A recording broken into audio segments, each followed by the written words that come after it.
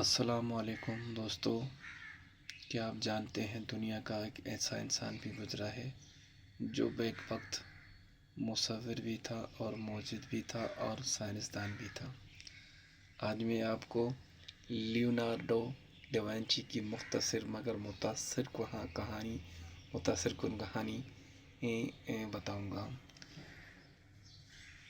دوستو، لیونارڈو ڈاونچی 15ویں صدی میں اٹلی میں پیدا ہوئے۔ وہ بچپن سے ہی بہت تجسس رکھنے والے انسان تھے۔ ہر چیز کو غور سے دیکھتے، سوال کرتے، سمجھنے کی کوشش کرتے۔ انہوں نے دنیا کی مشہور ترین پینٹنگ مونا لیزا بھی متعارف کروائی۔ لیکن صرف یہی نہیں، انہوں نے اڑنے والی مشینوں کے خاکے بھی بنائے، جنگی آلات کی ڈیزائنیں بھی تیار کی اور انسانی جسم کے ساخت پر بھی تحقیق کی۔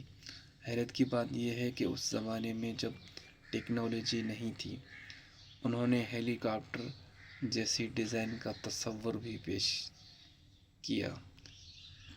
وہ کہا کرتے تھے، علم کبھی ختم نہیں ہوتا، سیکھتے رہو۔ ڈاونچی ہر دن کچھ نیا سیکھتے تھے۔ وہ کہتے تھے، اگر انسان سیکھنا چھوڑ دے تو وہ رک جاتا ہے۔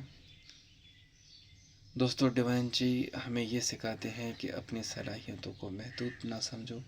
اگر آپ میں تجسس ہے، سیکھنے کا شوق ہے اور محنت کا جذبہ ہے تو آپ کبھی ایک دن بڑا نام بنا سکتے ہیں۔ یاد رکھیں، سیکھنے والا انسان کبھی پیچھے نہیں رہتا۔